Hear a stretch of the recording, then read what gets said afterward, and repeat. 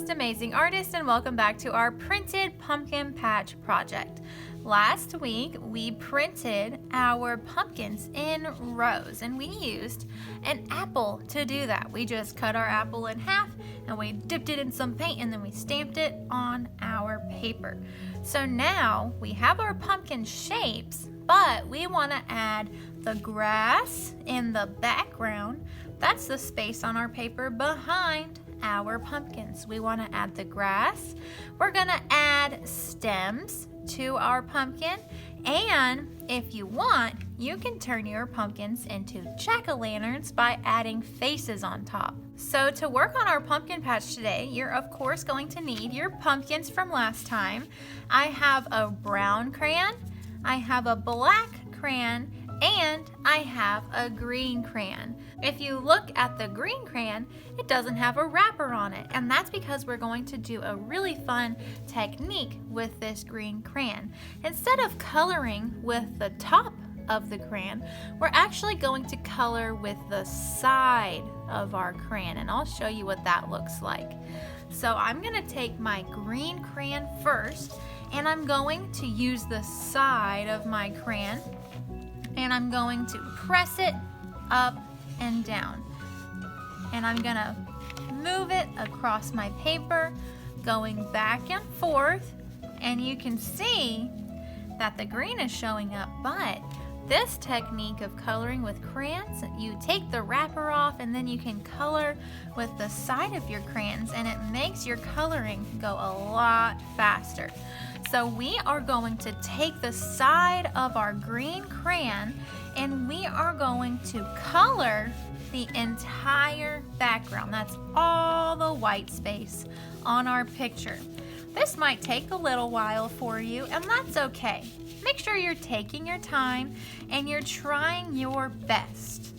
To help your green color stand out really good, you can press down kind of hard on your crayon to help your green color stand out even more. If you do it really lightly, look, nothing is really coming off. So I have to use my hand and press down a little bit to get that green color to start showing up. So it might take some muscles today, so use those muscles and get that green on your paper. This is going to be the grass for our pumpkin patch.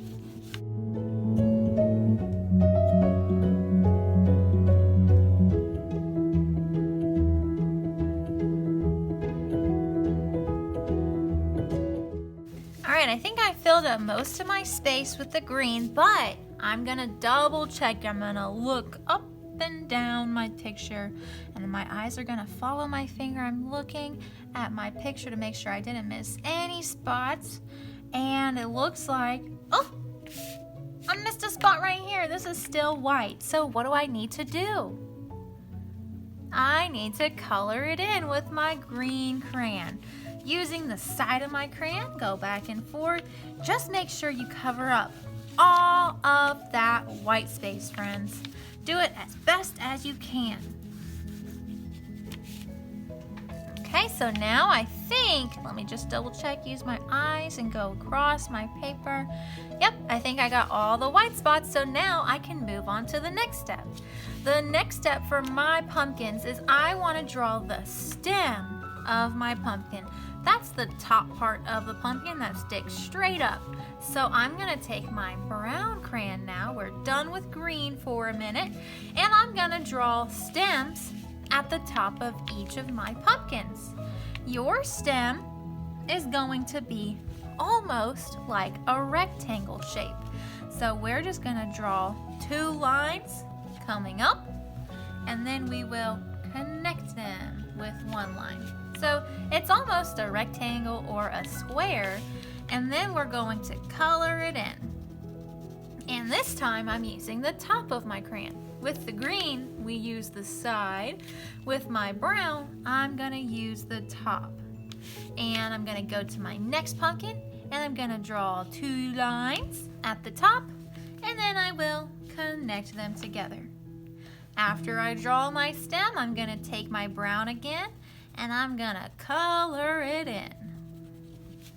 Let's do one more together. For the stem, we're going to use our brown crayon, and I'm going to draw 2 lines at the top of my pumpkin, and I will connect it with another line. Then I will color it in. Alright, so I think we know how to draw the stem now, so I'm going to speed this little part up, then I'll be right back to show you the next step.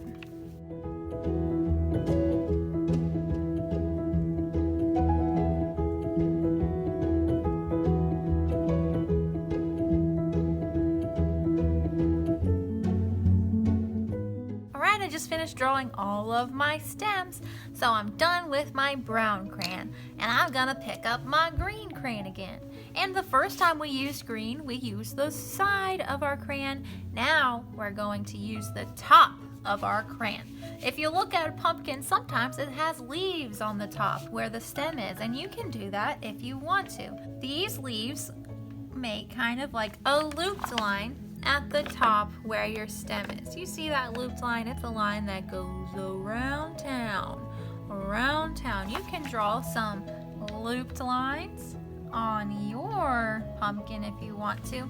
I think it adds a nice little touch to your pumpkin. I'm gonna add these looped lines at the top of my pumpkins with my green crayon, and I'm using the top of my crayon now, and then I will be right back.